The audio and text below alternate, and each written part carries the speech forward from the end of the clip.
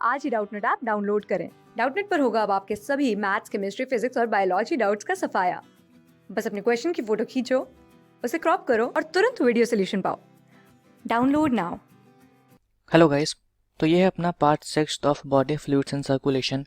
Last part में हमने study करा था कंडक्टिंग सिस्टम के बारे में एंड कार्डियक साइकिल के बारे में। अब यहाँ पे हम स्टडी करेंगे ईसीजी एंड डबल सर्कुलेशन के बारे में। ओके, तो देखो ईसीजी के बारे में बहुत सारे स्टूडेंट्स ने आई गेस देखा भी होगा, बहुत सारी मूवीज़ वगैरह में एक मशीन होती है, ठीक है, जिसके अंदर हमें वोल्टेज ट्रेसेस दिखते हैं स्क्रीन के ऊपर, ठीक है, और साउंड प्रोड्यूस करती है वो। तो बेसिकली जो वो ग्राफ प्रोड्यूस हो रहा है, जो ये वोल्टेज ट्रेसेस प्रोड्यूस हो रहे हैं, उसी को हम क्या कहते हैं, इलेक्ट्रोकार्डियोग्राम, ठीक है। तो जो ग्राफिकल रिप्रेजेंटेशन होता है अपना किसका, of electrical activity of heart during cardiac cycle, ठीक है, इसी को हम क्या कहते हैं, ईसीजी कहते हैं। एग्जाम में क्वेश्चन क्या आता है देखो कि ईसीजी किसने डिस्कवर करा था। तो एक अपने साइंटिस्ट थे जिनका नाम क्या था, आइनथोवन। इन्होंने डिस्कवर करा था ईसीजी को, ठीक है। अब ईसीजी बेसिकली लिया कैसे जाता है, तो पेशेंट जो होता है अपना, उसको हम कनेक्ट कर देते हैं 3 इलेक्ट्रिकल लीड से, दोनों एक रिस्ट पे और एक लेफ्ट एंकल में। तो ये आपको याद रखना इंपॉर्टेंट है कि जो 3 अपनी लीड्स हैं वो कहाँ कहाँ पे कनेक्ट करी जाती हैं, ठीक है। अगर डिटेल्ड इवैल्यूएशन करना है तो आप चेस्ट रीजन में भी लीड्स लगा सकते हैं, कोई दिक्कत नहीं है। ओके, अब जैसे कि हमने देखो वहाँ पे देखा था कार्डियक साइकिल में कि सिस्टोल का मतलब क्या होता है, कॉन्ट्रैक्शन। ऐसे ही यहाँ पे एक टर्म आ रहा है क्या, डीपोलराइजेशन। तो डीपोलराइजेशन का मतलब भी क्या होता है, कॉन्ट्रैक्शन होता है। सिस्टोल की स्पेलिंग हम सही कर देते हैं, ओके। और दूसरा हमने वर्ड पढ़ा था डायस्टॉल। डायस्टॉल का मतलब क्या था, रिलैक्सेशन। और यहाँ पे इसको रिप्रेजेंट किया जाएगा किससे, रीपोलराइजेशन से, ओके। तो देखो यहाँ पे हम इंपॉर्टेंट चीज़ों पे फोकस करेंगे। अपना ईसीजी जो होता है उसको रिप्रेजेंट किया जाता है from P to T letters, okay. तो पी वेव जो है यहाँ पे आप देख सकते हैं, ये रिप्रेजेंट करती है क्या, इलेक्ट्रिकल एक्साइटेशन और depolarization of atria, that means की कॉन्ट्रैक्शन, ठीक है। यहाँ पे लिखा भी है देखो, which leads to contraction of both atria. तो पी वेव क्या रिप्रेजेंट करते हैं यहाँ पे, contraction of atria. Q R S complex जो है यहाँ पे अपना, ये रहा क्यू आर एस कॉम्प्लेक्स, ये रिप्रेजेंट करता है क्या, डीपोलराइजेशन ऑफ वेंट्रिकल्स, और we can say ventricular contraction. तो वेंट्रिकुलर कॉन्ट्रैक्शन जो होता है इनिशिएट करता है कब, after Q marks the beginning of systole, ठीक है, शॉर्टली आफ्टर क्यू, सॉरी। तो शॉर्टली आफ्टर क्यू अपने वेंट्रिकल्स का कॉन्ट्रैक्शन हो जाता है स्टार्ट, ठीक है। ये पूरा वेव रिप्रेजेंट कर रहा है, ये पूरा कॉम्प्लेक्स आप सिंपली कह सकते हैं रिप्रेजेंट कर रहा है वेंट्रिकुलर कॉन्ट्रैक्शन। आते हैं हम टी पे। तो टी जो है यहाँ पे वो रिप्रेजेंट कर रहा है रीपोलराइजेशन किसका, वेंट्रिकल्स का, और वी कैन से रिलैक्सेशन किसका, वेंट्रिकल्स का। अब आप सोच रहे होंगे कि भैया पी वेव का और वी कैन से अपने एट्रिया का रिपोलराइजेशन क्यों नहीं दिखाया। तो आप देख सकते हैं कि एट्रिया जो होते हैं उनके अंदर इतना प्रेशर बिल्ड होता ही नहीं है, इसलिए पी वेव में इतना एक्साइटेशन भी देखने को नहीं मिला। अगर ज़्यादा एक्साइटेशन होता तो यहाँ पे भी कहीं ना कहीं हमें एक छोटा सा वेव मिलता जो रिप्रेजेंट करता क्या, एट्रिया रिपोलराइजेशन। लेकिन वेंट्रिकल्स के अंदर प्रेशर ज़्यादा होता है, एक्साइटेशन यहाँ पे आप देख सकते हैं कितनी ज़्यादा है, इसलिए जब वो रिलैक्स करते हैं एक और वेव हमें देखने को मिलता है जिसको हम टी वेव कहते हैं, ओके। तो सिंपल सा है, इस चीज़ में कुछ भी कॉम्प्लिकेटेड नहीं है। क्वेश्चन देखो ऐसे ही आते हैं कि पी वेव क्या रिप्रेजेंट करता है, क्यू आर एस कॉम्प्लेक्स क्या रिप्रेजेंट करता है, टी वेव क्या रिप्रेजेंट करता है, ठीक है। इंपॉर्टेंट चीज़ें जो एनसीईआरटी में नहीं दी हैं उसके बारे में हम समझते हैं। कभी कभी अपना क्या होता है, ये क्यू आर वेव जो है, क्यू आर वेव जो है ये कर जाती है एनलार्ज्ड, ठीक है। ये जो आप देख रहे हैं एस टी सेगमेंट, और एस टी सेगमेंट जो है अपना, ये एस टी सेगमेंट ये भी कर जाता है एक्सपेंड। तो ये कंडीशंस किस वजह से आती हैं, तो this is because of heart attack, और इसको क्या किया जाता है, मायोकार्डियल इन्फ्रैक्शन, ठीक है। एग्जाम में दोनों ऑप्शन दे सकते हैं तो इसलिए यहाँ पे हमने दोनों मेंशन कर दिए। अब आपको पता है हार्ट अटैक में क्या होता है बेसिकली, कि जो ब्लड फ्लो हो जाता है वो स्टॉप कर जाता है। तो ब्लड फ्लो स्टॉप कर गया, ठीक है। तो अल्टीमेटली उस ब्लड फ्लो को इनिशिएट करने के लिए या फिर से स्टार्ट करने के लिए वेंट्रिकल्स को ज़्यादा प्रेशर लगाना पड़ेगा। ज़्यादा प्रेशर लगाना पड़ेगा तो ज़्यादा एक्साइटेशन होगी, ज़्यादा एक्साइटेशन होगी तो बेसिकली हम कह सकते हैं अपना टी वेव जो है वो थोड़ा और एनलार्ज हो जाएगा। तो हम कह सकते हैं कि अपना ST सेगमेंट जो है वो भी थोड़ा एक्सपेंड हो जाएगा। तो ये है concept behind expansion of ST segment and enlargement of QR wave. ठीक है, एग्जाम में इससे रिलेटेड क्वेश्चन पूछे गए हैं तो आपको ये याद रखना है। लास्ट क्या कह रखा है, obviously bye counting the number of QRS complex जो अगर करते हैं किसमें गिवन पीरियड ऑफ टाइम में, कोई डिटरमाइन कर सकता है क्या, heart beat rate of individual. ठीक है, क्योंकि बेसिकली QRS कॉम्प्लेक्स क्या रिप्रेजेंट कर रहे हैं, वेंट्रिकुलर कॉन्ट्रैक्शन, और वेंट्रिकुलर कॉन्ट्रैक्शन जो होता है एक कार्डियक साइकिल में एक बार ही होता है। तो अल्टीमेटली उसकी हेल्प से हम क्या काउंट कर सकते हैं, नंबर ऑफ हार्ट बीट, और कैलकुलेट कर सकते हैं हार्ट रेट। तो ये भी आपको याद रखना है कि कौन से कॉम्प्लेक्स की हेल्प से हम हार्ट बीट को डिटरमाइन कर सकते हैं। ओके, तो सिंपल सा था अपना ECG। यहाँ पे ECG होता है फिनिश। अब हम स्टार्ट करेंगे डबल सर्कुलेशन। तो देखो हमने ऊपर पढ़ा था कि अपना जो हार्ट होता है वो पंप करता है ब्लड को बाय राइट वेंट्रिकल, किसके अंदर, पल्मोनरी आर्टरी के अंदर, और लेफ्ट वेंट्रिकल से ब्लड पंप करता है किसके अंदर, आउटर के अंदर।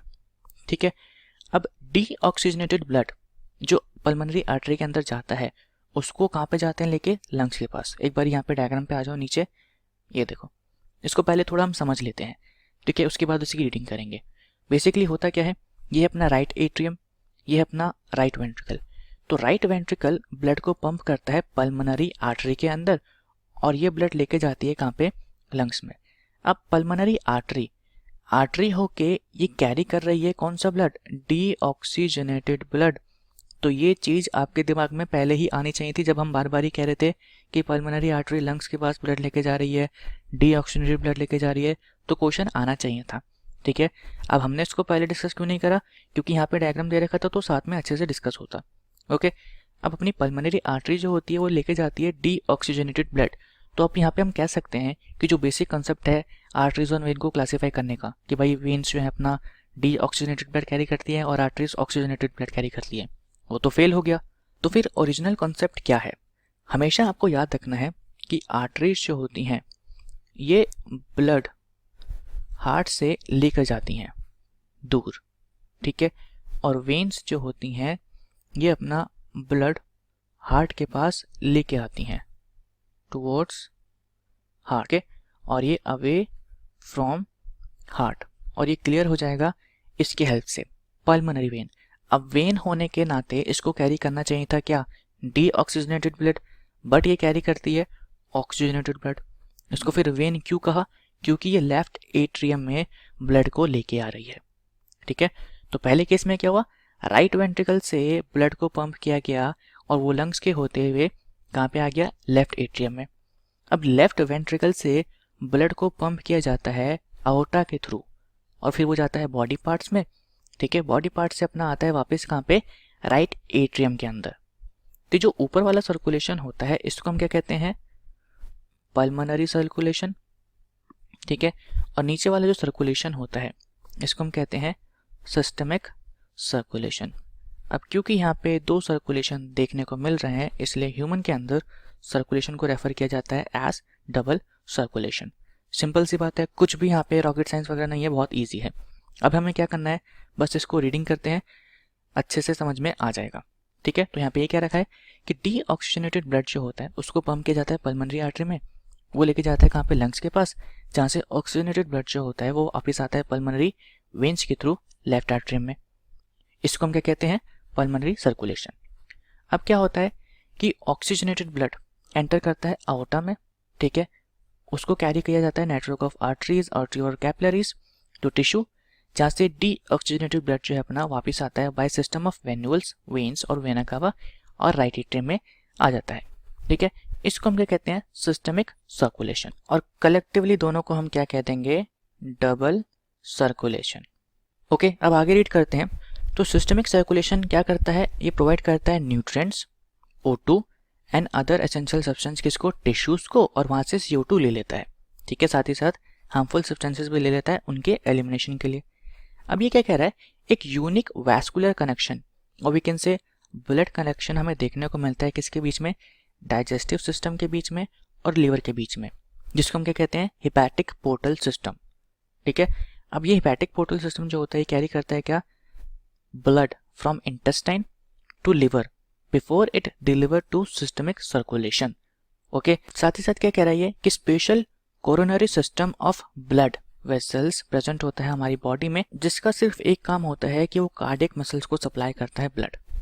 ठीक है, तो यहाँ पे बेसिकली इन्होंने बहुत ही सस्ते में निपटारा कर दिया है। हम इस पोर्शन को डिटेल में समझते हैं क्योंकि इससे रिलेटेड एग्जाम्स में क्वेश्चन आए हुए हैं। ओके, अब देखो हमारी बॉडी के अंदर एक वेन होती है जिसको हम क्या कहते हैं, पोर्टल वेन। अब पोर्टल वेन के अंदर और नॉर्मल वेन के अंदर क्या डिफरेंस है कि ये डायरेक्टली ब्लड कैरी नहीं करती टू हार्ट। ठीक है, तो डज नॉट कैरी ब्लड कहाँ पे, डायरेक्टली टू हार्ट, बल्कि ये क्या करती हैं, अपने पोर्टल वेन्स ये फिर से रीडिवाइड करती हैं और फॉर्म करती हैं नेटवर्क ऑफ कैपिलरीज। अब जो नेटवर्क ऑफ कैपिलरी होता है ये किसी इंटरमीडिएट ऑर्गन के पास जाता है, ठीक है, हार्ट पे जाने से पहले, और उस ऑर्गन को वो सप्लाई करता है ब्लड। अब आप सोच रहे होंगे कि भाई डीऑक्सीजनेटेड ब्लड का क्या काम, तो अभी हमें पता लग जाएगा क्या काम। और फिर फाइनली वहाँ से फिर से कैपिलरीज कंबाइन करती हैं और जाती हैं हार्ट के पास। ठीक है, तो ये जो सिस्टम ऑफ कैपिलरीज है, जो पूरा सिस्टम बन रहा है पोर्टल वेन्स के थ्रू, इसी को हम क्या कहते हैं, पोर्टल सिस्टम। अभी पीछे हमने एक पोर्टल सिस्टम पढ़ा था जिसका क्या नाम था, हेपैटिक पोर्टल सिस्टम। अब उसमें क्या बोला गया, हेपैटिक पोर्टल सिस्टम, कि यहाँ पे डाइजेस्टिव सिस्टम से अपनी वेन्स निकलती हैं। तो ये देखो, ये अपना डाइजेस्टिव सिस्टम, यहाँ से वेन्स निकली, कैपिलरीज निकली, कंबाइन हुई। अब इनको जाना चाहिए था कहाँ पे, डायरेक्टली हार्ट के पास, लेकिन ये कहाँ पे चली गई, लिवर के पास। ठीक है, अब लिवर में जाके इन्होंने ब्लड सप्लाई करा और फाइनली फिर से कंबाइन होके ये ओपन हुई इंफीरियर वेना कावा में और गई हार्ट के पास। तो लिवर में जाने से क्या मतलब था इनका, लिवर में क्या रोल था इनका जाने का। देखो, यहाँ से जो ब्लड गया उसने एब्जॉर्ब कर रखा था क्या, ग्लूकोज वगैरह। ठीक है, तो ग्लूकोज था इसके पास, अमीनो एसिड्स थे। तो लिवर के अंदर आपको पता है क्या होता है, ग्लाइकोजेनेसिस वगैरह होता है, तो वहाँ पे ग्लूकोज को कन्वर्ट कर दिया जाता है किसके अंदर, ग्लाइकोजन के अंदर। तो ये किया। ठीक है, साथ ही साथ अमीनो एसिड्स वगैरह जो होती हैं उनको बाद में प्रोटीन्स वगैरह फॉर्मेशन के लिए भी यूज़ किया जाता है। ओके, और अपना जो ये हेपैटिक पोर्टल वाला सिस्टम होता है ये कैरी करता है ब्लड, जिसके अंदर प्रेजेंट होता है अमोनिया, सॉरी यूरिया नहीं, इसके अंदर प्रेजेंट होता है क्या, अमोनिया। तो इस अमोनिया को अपना जो लिवर है, हमें पता है कि लिवर के अंदर एक साइकिल होती है जिसका नाम क्या है, ऑर्निथाइन साइकिल, वो कन्वर्ट कर देती है इस अमोनिया को किसके अंदर, यूरिया के अंदर, और फिर इस यूरिया को क्या कर दिया जाता है, एलिमिनेट कर दिया जाता है। तो ये जो पोर्टल सिस्टम्स बन रहे हैं ये फालतू में नहीं बन रहे हैं। ठीक है, इनका कहीं ना कहीं रोल है और वो भी बहुत इंपॉर्टेंट रोल है। अमीनो एसिड से बनती है क्या, प्रोटीन्स। ठीक है, ऐसे ही अपने दो और पोर्टल सिस्टम्स होते हैं, एक का नाम क्या है, रेनल पोर्टल सिस्टम, ओके, और दूसरा है अपना हाइपोफाइसियल पोर्टल सिस्टम। तो जो अपना रेनल पोर्टल सिस्टम है ये हमें देखने को मिलता है किसके अंदर, सिर्फ फिशेस और एम्फीबियंस के अंदर, बर्ड्स और मैमल्स के अंदर होता है एब्सेंट। तो एग्जाम में यहाँ से भी क्वेश्चन आया है कि ह्यूमंस के अंदर कौन से पोर्टल सिस्टम प्रेजेंट होते हैं, तो एक तो हिपैटिक एंड एक हाइपोफेसियल। रेनल वर्ड जो होता है अपना ये रिलेटेड होता है किससे, किडनी से। दैट मीन्स कि यहाँ पे अपना जो ब्लड है वो हार्ट में डायरेक्टली एंटर करने से पहले कहाँ पे जाता है, किडनी के पास जाता है।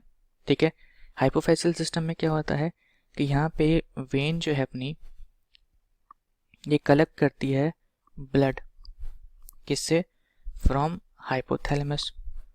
अब हाइपोथैलेमस से उसको जाना चाहिए था कहाँ पे, हार्ट के पास, बट ये हाइपोथैलेमस से ओपन करती है किसके अंदर, एंटीरियर लोब ऑफ पिट्यूटरी। ठीक है, तो पिट्यूटरी के पास ये ब्लड लेके जाती है, फिर पिट्यूटरी से अपना ब्लड जो है वो आता है हार्ट में। अब आप सोच रहे होंगे कि हाइपोथैलेमस और पिट्यूटरी का क्या कनेक्शन है, तो उसको हम केमिकल कंट्रोल एंड कोऑर्डिनेशन वाले चैप्टर में देखेंगे, जो हार्मोन्स वाला चैप्टर है, कि हाइपोथैलेमस जो होता है वो कहीं ना कहीं स्टिमुलेट करता है पिट्यूटरी को और रिलीज करवाता है हार्मोन्स। तो वो जो हार्मोन्स हैं या जो मैसेंजर्स भेज रहे हैं पिट्यूटरी के पास, उसके लिए कोई होना चाहिए रूट, तो किसके थ्रू आते हैं, इसी हाइपोफेसियल पोर्टल सिस्टम के थ्रू आते हैं। ओके, तो पोर्टल सिस्टम्स हो गए अपने कंप्लीट। एक बार फिर से एनसीईआरटी पे आते हैं। यहाँ पे लास्ट में हमने एक सिस्टम पढ़ा था, कोरोनरी सिस्टम, ओके, तो ये बेसिकली देखो हमने समझ लिया था कि ये जो सिस्टम अपना स्पेशली सप्लाई करता है ब्लड किसको, हार्ट की मसल्स को। यहाँ पे आपको याद रखना क्या है कि कोरोनरी सिस्टम के अंदर प्रेजेंट होती है क्या, कोरोनरी आर्टरीज। तो एग्जाम में क्वेश्चन आता है कि कौन सी आर्टरीज सप्लाई करती हैं ब्लड हार्ट को, तो कौन करेगी, कोरोनरी आर्टरीज। सिंपल। अब इस टॉपिक को ख़त्म करने से पहले हम एक इंपॉर्टेंट चीज़ समझ लेते हैं, किसके बीच में, आर्टरीज और वेन्स के बीच में। ठीक है, तो यहाँ पे हम क्या करेंगे, आर्टरीज और वेन्स की जो वॉल्स होती हैं उसके बारे में देखेंगे। ठीक है, और उन दोनों के बीच में देखेंगे डिफरेंसेस। तो यहाँ पे देखो अपनी जो ब्लड वेसल्स होती हैं, यानी कि arteries as well as veins, दोनों में आपको सारी लेयर्स जो हैं ऑलमोस्ट सेम देखने को मिलती हैं। सबसे आउटरमोस्ट लेयर जो होती है कौन सी होती है, ट्यूनिका एक्सटर्ना, जो कि ये रही। ठीक है, फिर उसके बाद आती है ट्यूनिका मीडिया, फिर आती है अपनी कनेक्टिव टिश्यू की लेयर। ठीक है, फिर फाइनली सबसे अंदर आता है अपना ट्यूनिका इंटीमा, जिसको हम इंटरना भी कहते हैं, और वो किसका बना होता है, स्क्वैमस एपिथेलियल सेल्स का। ठीक है, और इसको हम एंडोथीलियम भी कहते हैं। तो यहाँ पे आप इसको एंडोथीलियम भी कह सकते हैं। देखो होता है क्या है कि कनेक्टिव टिश्यू की जो ये लेयर है इसको भी वैसे तो इंक्लूड करा जाता है किसके अंदर, ट्यूनिका इंटरना के अंदर, तो आप इसको इसी के अंदर इंक्लूड कर सकते हैं। अब यहाँ पे हमने ये डायग्राम बनाया क्यों है, उसका एक सिंपल सा रीज़न है। एग्जाम में पूछा जाता है कि किसकी वॉल, आर्टरीज की और वेन्स की, किसकी वॉल ज़्यादा थिक होती है। तो आर्टरीज जो होते हैं ये होते हैं थिक वॉल्ड। अब इसके दो रीज़न होते हैं, क्यों, क्योंकि इनके अंदर ब्लड पंप किया जाता है वाया हार्ट, तो ज़्यादा प्रेशर से ब्लड फ्लो करता है, इसलिए इनकी वॉल्स कैसी होनी चाहिए, स्ट्रॉन्ग होनी चाहिए। ठीक है, फिर एग्जाम में एक क्वेश्चन आता है कि आर्टरीज और वेन्स की, इन दोनों की वॉल्स में से कौन सी वॉल जो है थिक होती है। तो यहाँ पे आप देख सकते हैं इस डायग्राम में सारी वॉल्स ऑलमोस्ट सेम हैं, लेकिन ट्यूनिका मेडिका जो है ये रही अपनी। ठीक है, वो वेन्स के केस में कैसी है, थिन है, और यहाँ पे अपनी थिक है। तो यहाँ पे हम लिख देते हैं कि ट्यूनिका मेडिका जो होती है अपनी, वो कैसी होती है, थिक होती है in case of artery. Okay, और ये किसकी बनी है, ये बनी है स्मूथ मसल्स की। एक्सटर्ना जो होती है ये बनी होती है कनेक्टिव टिश्यू की, just like outer layer of tunica externa. Tunica externa की दो लेयर होती है, एक एंडोथेलियम और एक कनेक्टिव टिश्यू की ये लेयर। ठीक है, जिसको हम इलास्टिक मेम्ब्रेन भी कहते हैं। तो ये दोनों सेम होती हैं। ओके, अब हम देखते हैं डिफरेंसेस किसके बीच में, आर्टरीज और वेन्स के बीच में। तो सबसे पहले यहाँ पे ये करते हैं, देखो ये अपना इस साइड आर्टरी था, इस साइड वेन था। तो आर्टरीज का फंक्शन क्या होता है, ये ब्लड को डिस्ट्रीब्यूट करते हैं from heart to different part of the body, और वी कैन से ये ब्लड को टेक अवे करते हैं फ्रॉम हार्ट। ठीक है, क्योंकि वो ऑक्सीजनेटेड होती है, ऑक्सीजनेटेड ब्लड वाला लॉजिक जो है वो फेल हो रहा था, हमने बताया था। ये ब्लड को कलेक्ट करते हैं एंड सप्लाई करते हैं टू हार्ट। ओके, दूसरा डिफरेंस क्या था कि यहाँ पे tunica media in case of arteries ये थिक थी, तो हमने ऊपर बता रखा है, वापस लिखने की ज़रूरत नहीं है, आप उसको यहाँ पे लिख सकते हैं, और यहाँ पे ये थिन थी। ठीक है, चलो हम लिख ही देते हैं, ट्यूनिका मीडिया यहाँ पे ये थिन थी, और ट्यूनिका मीडिया यहाँ पे कैसी थी, थिन थी। आर्टरीज की वॉल जो होती है वो थिक होती है और मस्कुलर होती हैं, क्यों, क्योंकि इनके अंदर ब्लड फ्लो ज़्यादा प्रेशर से होता है, यहाँ पे वॉल थिन होती है। ओके, आर्टरीज के अंदर यहाँ पे वेल्स जो होते हैं वो एब्सेंट होते हैं। अब वेल्स का क्या फंक्शन था, यहाँ पे वेल्स अपने प्रेजेंट होते हैं, तो वेल्स का फंक्शन था कि वो बैक फ्लो को रोक रहे थे। अब आर्टरीज के अंदर ऑलरेडी हार्ट ब्लड पंप कर रहा है, तो यहाँ पे बैक फ्लो तो होने से रहा। ठीक है, लेकिन वेन्स के केस में क्या होता है कि ब्लड जो है ये कलेक्ट करके लेके जाती हैं टिश्यू से हार्ट के पास, तो यहाँ पे बैक फ्लो होने के चांसेस होते हैं, क्योंकि यहाँ पे कोई ब्लड पंप करने के लिए फोर्स नहीं है, इसलिए इनके अंदर प्रेजेंट होते हैं वेल्स, ताकि ब्लड का बैक फ्लो ना हो। ओके, यहाँ पे ब्लड का फ्लो जो होता है, ब्लड फ्लो ये फास्ट रेट पे होता है। ठीक है, और यहाँ पे ब्लड फ्लो ये स्लो रेट पे होता है। अब ये भी समझाने के लिए या इसका भी लॉजिक देने के लिए कोई वो तो है नहीं, क्योंकि पता है यहाँ पे हार्ट पंप कर रहा है, यहाँ पे कोई पंपिंग वगैरह नहीं है, ठीक है। अब अपनी जो आर्टरीज होती हैं ये कैरी करती हैं ऑक्सीजनेटेड ब्लड, लेकिन हम यहाँ पे क्या लिखेंगे, एक्सेप्ट पल्मोनरी आर्टरी, ठीक है। वेन्स जो होती हैं ये कैरी करती हैं डीऑक्सीजनेटेड ब्लड, लेकिन यहाँ पे भी हम क्या लिखेंगे, एक्सेप्ट पल्मोनरी वेन। तो ये अपने इतने डिफरेंसेस काफ़ी हैं, सारे ही आपको पढ़ने हैं क्योंकि सबसे रिलेटेड ही एग्जाम में पूछा गया है। ओके, आते हैं हम एनसीईआरटी पे वापस। तो यहाँ पे अपना डबल सर्कुलेशन खत्म होता है, पोर्टल सिस्टम्स खत्म होते हैं, आर्टरीज वेन्स में हमने डिफरेंस देख लिया है, ठीक है। अब हमारे सिर्फ 2 टॉपिक बचे हैं, एक रेगुलेशन ऑफ कार्डियक एक्टिविटी और डिसऑर्डर्स। तो इसको हम स्टडी करेंगे अपने लास्ट पार्ट में। Okay, thank you so much.